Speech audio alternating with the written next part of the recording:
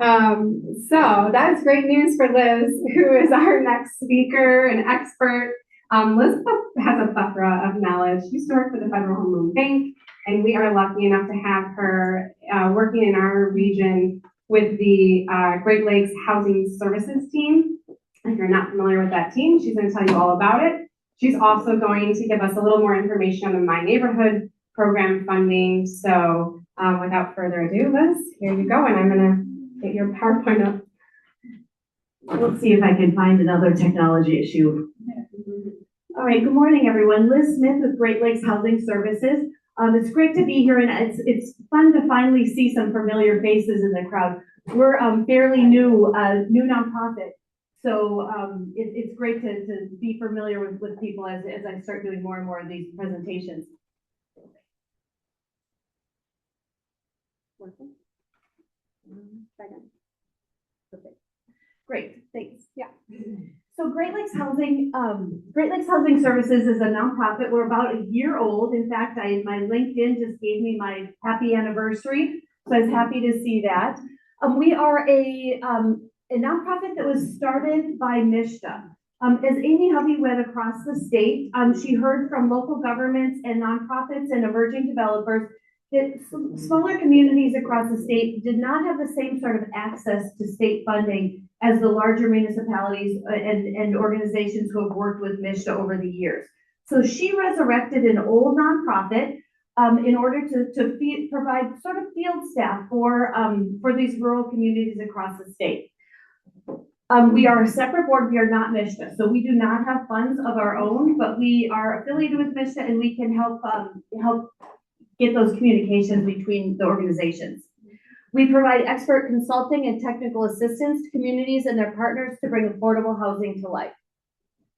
So we're a very small but mighty team. There's only 4 of us, and we are geographically dispersed, as well as our expertise is in different areas of affordable housing development. Ashley McLeod is our executive director, and she is based out of Detroit. She has experience with CDFIs as well as doing consulting work. Jeff Campbell is our Eastern Michigan representative. He is an attorney by education, but has also worked in public service. He was the city manager for a Detroit suburb, as well as a director of community investment. He is based in Eastern Michigan, just outside of Detroit. Then I am based in St. Joseph, just south of here, and I have been in affordable housing finance for about 25 years, working for other state housing finance authorities, developers of affordable housing, and also a very short stint at HUD. So I have quite a bit of experience across the board in development of affordable housing. Then Nikki Bash is our northern representative. She is based out of Traverse City, and she is also a tribal member. So she is our local expert in all things tribal, as well as she has done a low-income housing tax credit project on a reservation. So very, very diverse sort of experience on our team. So what do we do? So again, we kind of meet you where you are. We see a lot of different levels of need. Everything from local units of government where the city manager is also the planning department.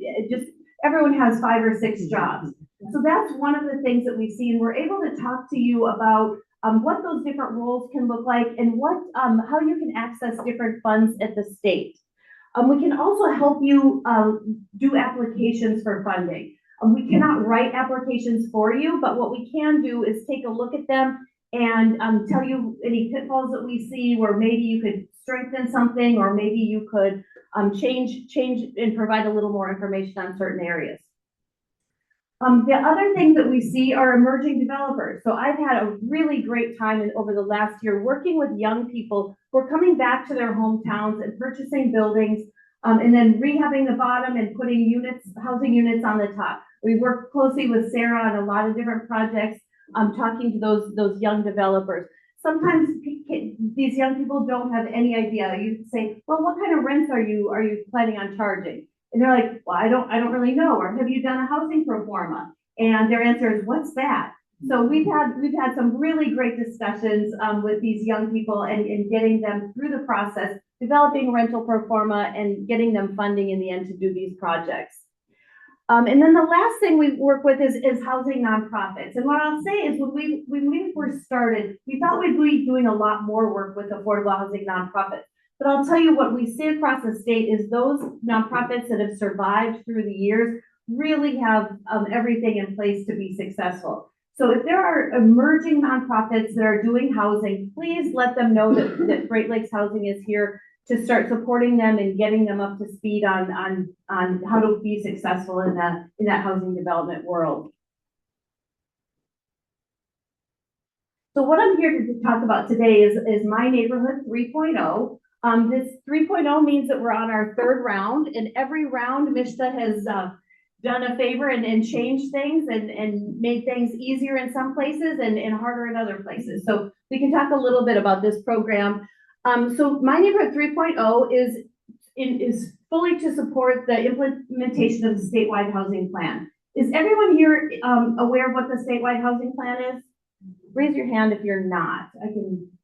Okay, it looks like most everyone knows. So as Emily has done such a great job, Region J has a great plan in place and is making great strides. So MSHDA has this funding source called My Neighborhood. It's a combination of two funding sources. One is CDBG, Community Development Block Grant, and the other is HCDF, Housing and Community Development Block Grant, or Housing and Community Development Fund. We're going to talk about both of those funding sources. But this is beautiful money. It does get harder to use every year as MSHDA puts more and more requirements on it, but it is wonderful, wonderful money. So if there's any way I can help you come up with a project to use this, I'd be more than happy to help. So this funding is open to local governments as well as for and nonprofit developers. Traditionally, state housing finance authorities have worked in the under 80% of the area median income area.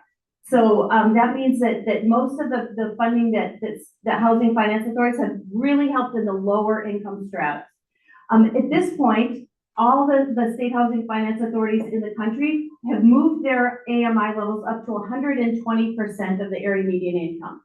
Does everyone know what area median income means? Okay, good. All right, so this funding again is grants of up to $100,000 per unit for the rehabilitation or new construction of housing. The income limits are up to 120% for 5 years. And the new round opened October 6th of 2025. So I have some good and bad news about this. This is a highly sought after funding source, and round one has already closed.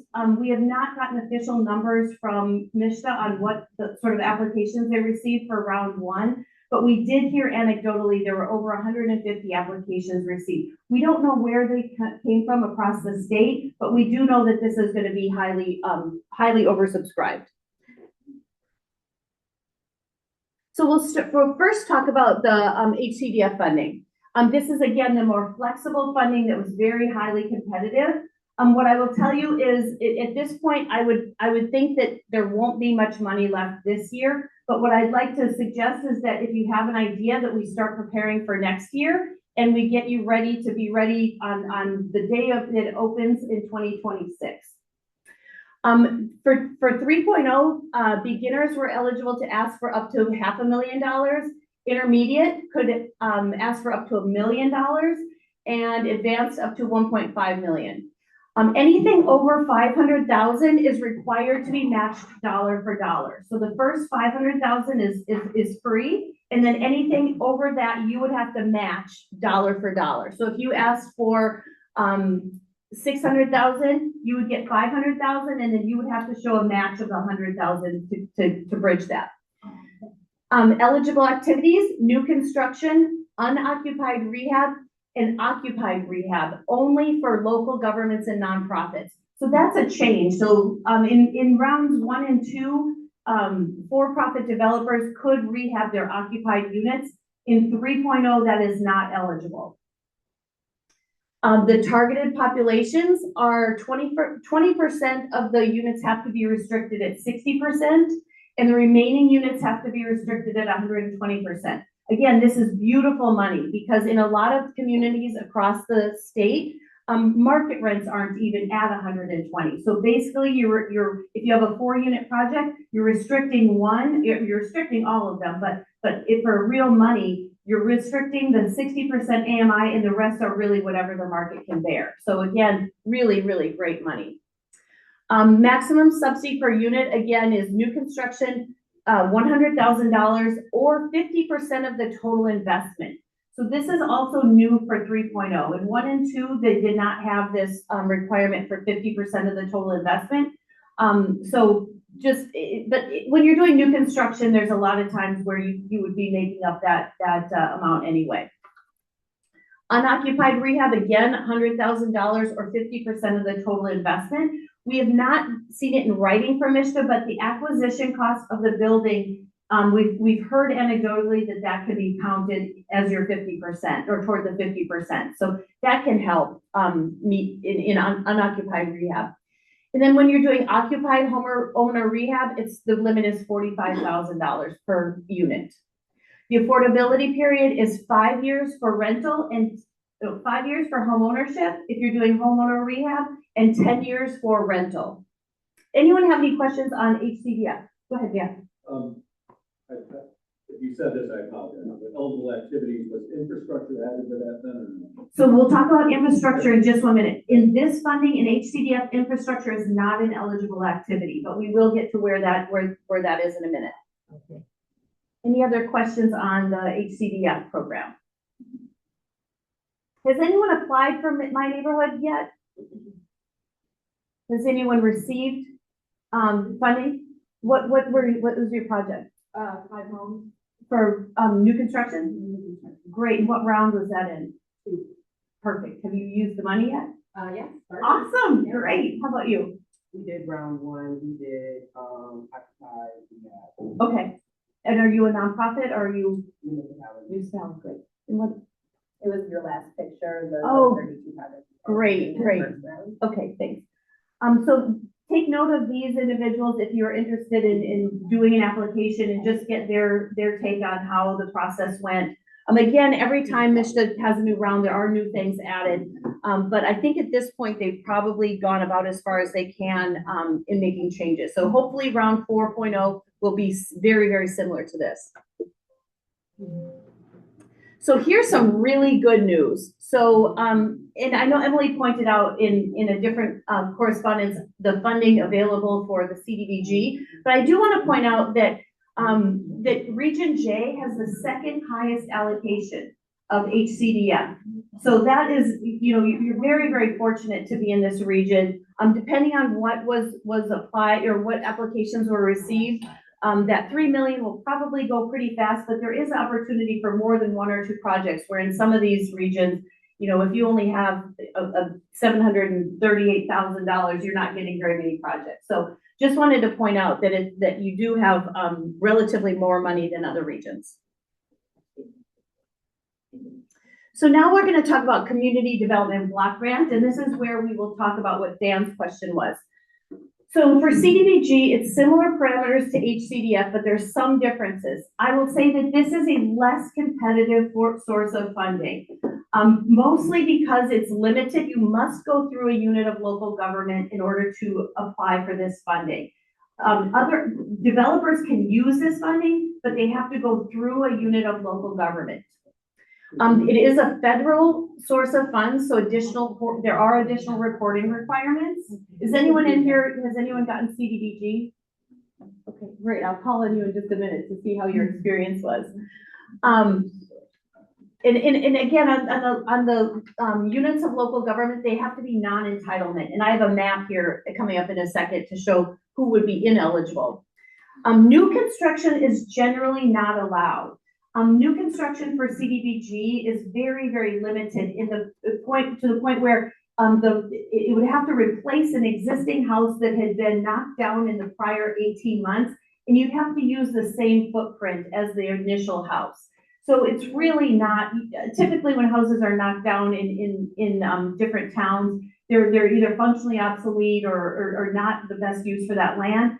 So, if you're knocking down a 2-bedroom, 1-bath, you basically have to build the same sort of house. So new construction is not a typical use for CDBG. The most common use is homeowner rehab, and this is a great use of CDBG funds. It can be paired with weatherization funds if your community has those funds available to do the work that weatherization can't do. Here we go, Dan. Infrastructure is an eligible activity in CDBG. Now, one of the limitations on that is that 51% of the end beneficiaries in the area have to be at 80% AMI. So that's really tough when you're trying to work in, in different communities where you're trying to put mixed income areas together. One of the best uses I've seen of CDBG for infrastructure was a Habitat chapter who was doing an 8-unit subdivision. So we had 8 units, everyone ended up being under 50% AMI, and they got the infrastructure funding that they needed. So it's quite limited, but it still can be used if you can make it work for your project. Go ahead, Dan. Just for absolute clarification, infrastructure is eligible on new construction. Correct. Thank you. Yes, correct. Manufactured housing is also an eligible activity, not modular. So I misunderstood this at first. I'm like, oh my gosh, this is wonderful. We can put up all kinds of housing with this. It's only manufactured housing, and it has to meet the HUD definition of manufactured housing. That, if you're familiar with this, was written in like 1980 or 1976, and talks about that this home is on a chassis and it can be moved and it is built up to the standards of these specific requirements. So it is a much more limited use. I think where they're probably going to see that being used is up in the UP in northern Michigan, where the building season is very, very short. And then also for this one, the applicant, instead of being a very competitive round where you're competing against everyone all at once, this is a letter of intent process. So what you do is you put together a very general letter of intent saying, this is what we think we want to do. And then MSHDA will take a look at that, and they'll set up a 15 to 20-minute meeting to talk to you to go through what your proposal is and see if they think it will work.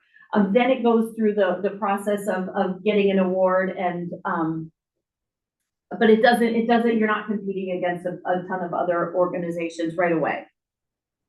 Does anyone have any questions on CDBG versus HCDF? How many people in here are units of local government? Okay, great. So we'll I think on my next slide, here. So here again, once again, Region J is very, very fortunate to have actually, again, the second highest allocation of CDBG. So there's a lot of money to be had in your area. And if you need help accessing it, please think about Great Lakes. So when we talked about CDBG, there are areas that it cannot be used in Region J. So in the city in these places all get their own CDBG allocation from the federal government. That's why it can't be used in these communities.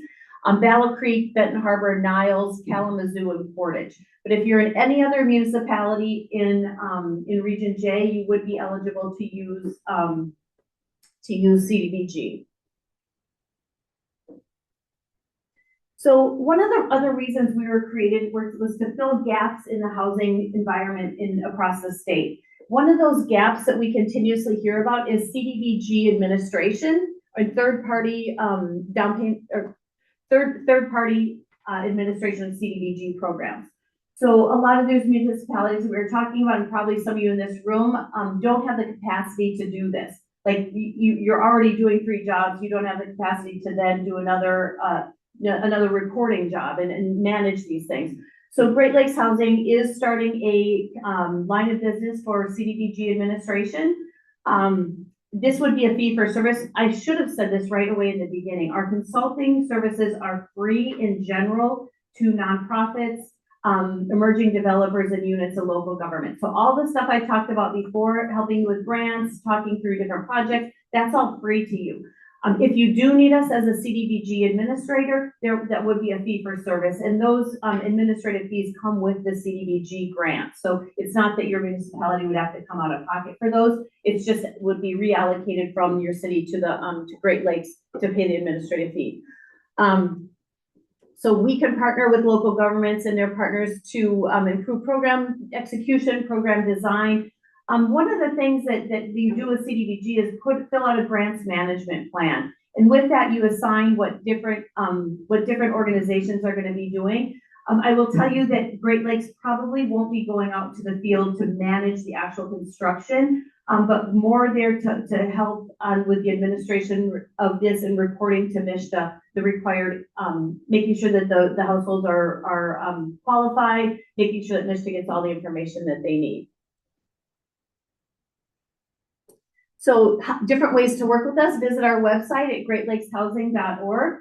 Follow us on LinkedIn. We try and add different LinkedIn posts that give different funding sources that we hear about. So follow us on LinkedIn. And then also, if you want to contact me or anyone else on our team, you can email us at info@greatlakeshousing.org, and that will go to the whole team. That way we decide very quickly, who's best to handle the question. But please feel free to reach out. We're excited to be in this location, and thanks to Emily for putting this sort of meeting together. It's really great to see familiar faces. So